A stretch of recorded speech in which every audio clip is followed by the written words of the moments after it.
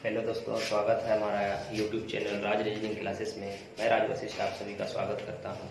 हम लोग जानेंगे रीजनिंग में आज एक चैप्टर है अल्फ़ाबेट्स, उसके बारे में।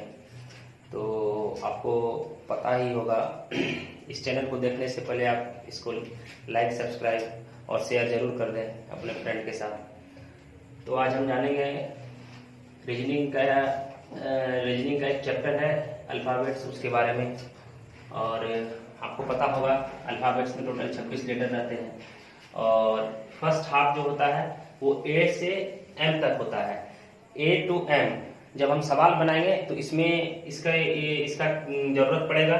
तो फर्स्ट हाफ होता है ए से लेके एम तक और सेकंड हाफ हम बोलते हैं एन से लेके जेड तक। तो इसके साथ साथ आपको एक बात और, ये आपको वॉवेल 5 होते हैं, आपको पता ही होगा। वॉवेल कॉन्सोनेंट तो आप ग्रामर में भी पढ़ते होंगे, तो इस वॉवेल भी इसमें याद रखना है। वॉवेल 5 होता है। कौन कौन सा है वॉवेल होता है? कौन कौन सा है?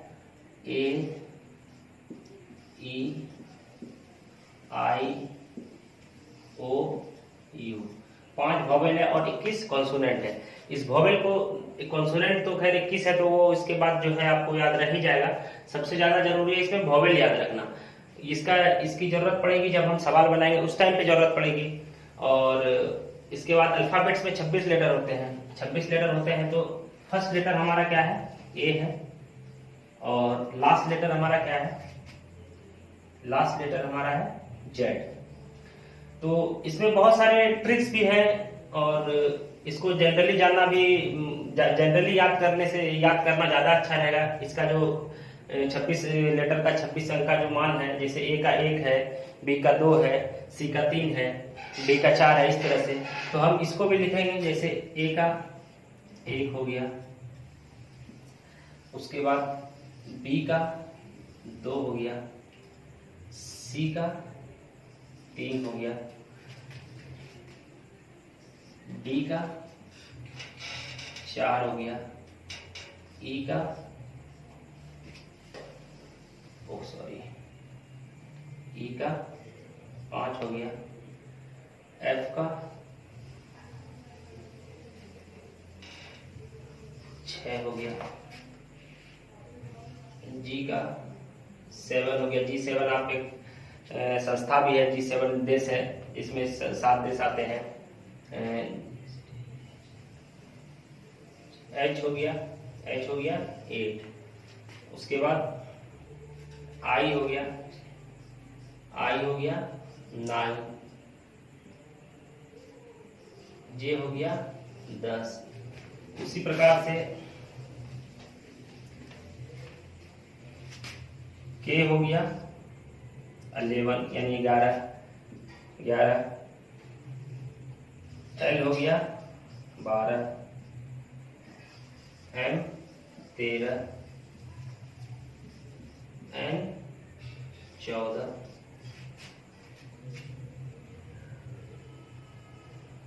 ओ 15,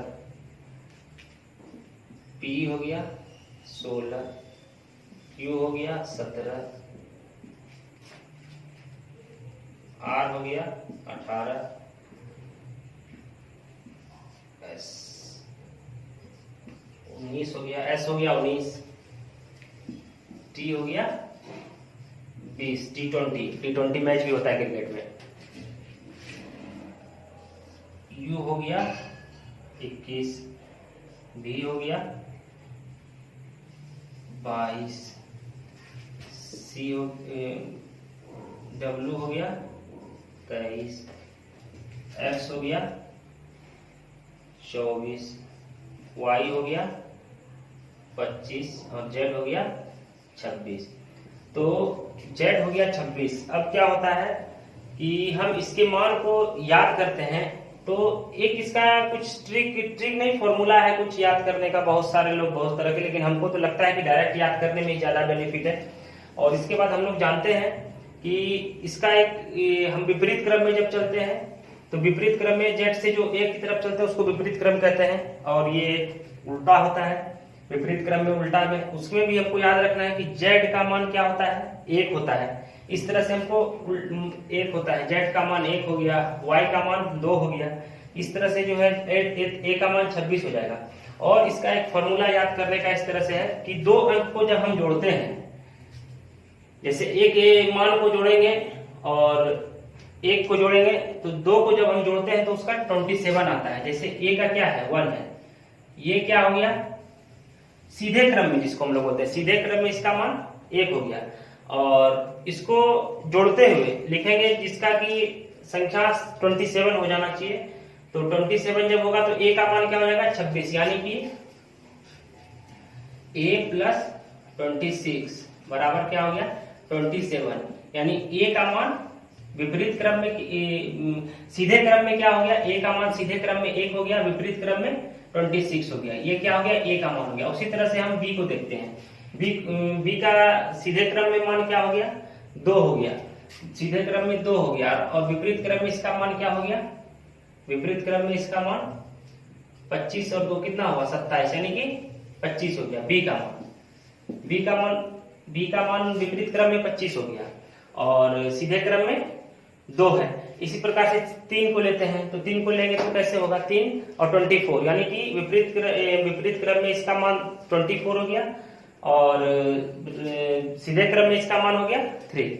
इसी प्रकार से, और वो वोवेल को हमको याद रखना है, इसको ये बहुत ज्यादा ही जब हम बनाएंगे, जब सवाल बनाएंगे तो इसका भी बहुत ज्यादा उपयोग होने वाला है, बहुत ज्यादा इसकी जरूरत पड़ने वाली है।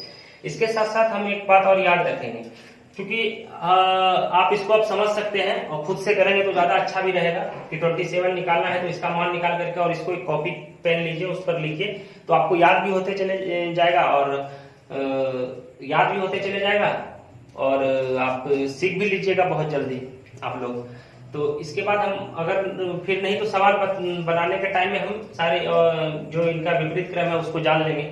और एक चीज आपको इसमें से याद रखना है, अल्फाबेट्स में ज्यादा कुछ है नहीं, बस नॉर्मल 2-3 चीजें हैं जो कि आपको याद रखनी है, और यही 2-3 चीजें जो है आपको एग्जाम में बहुत ज्यादा बेनिफिट करने वाली है। उसके बाद इसमें बहुत कुछ ज्यादा रहने वाला कुछ है नहीं, और सवाल भी जो है बहुत ज्यादा कुछ पूछने वाला है नहीं इसमें। तो सवाल के क्रम में भी अगर कुछ थोड़ी बहुत परेशानियां होंगी तो वो हम उसको डिस्कस कर लिया करेंगे। एक बात और आपको याद रखना है इसमें से,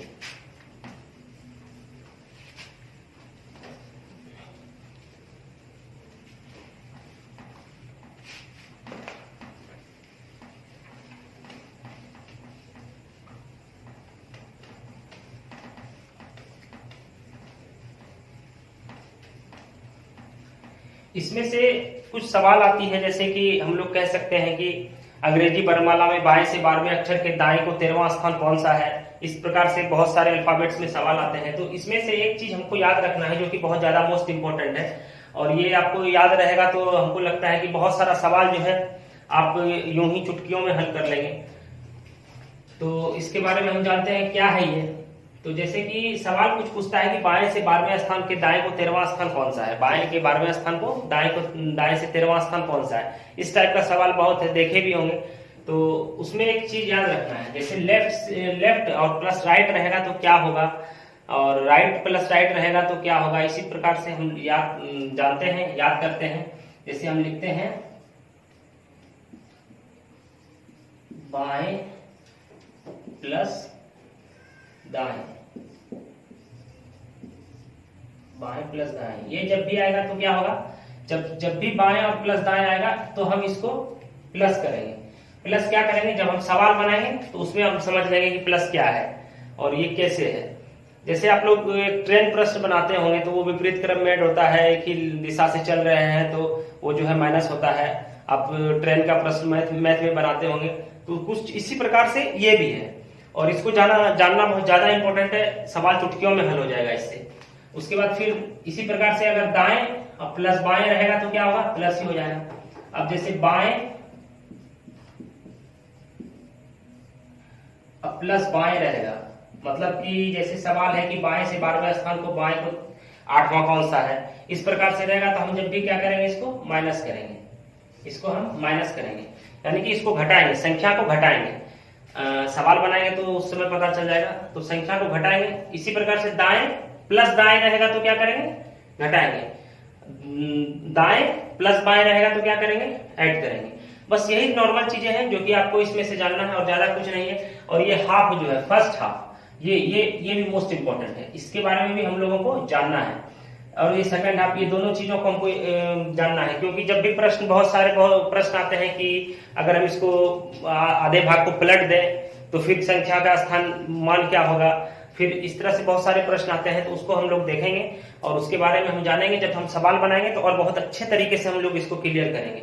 फिलहाल आप इतनी चीजों को जान लें और ये ज्यादा मोस्ट इम्पोर्टेंट है, इसको याद रखना है। और सवाल के साथ हम लोग आगे जो भी चीजें आएगी, दिक्कतें आएगी, उसको क्लियर करते हुए बढ़ेंगे।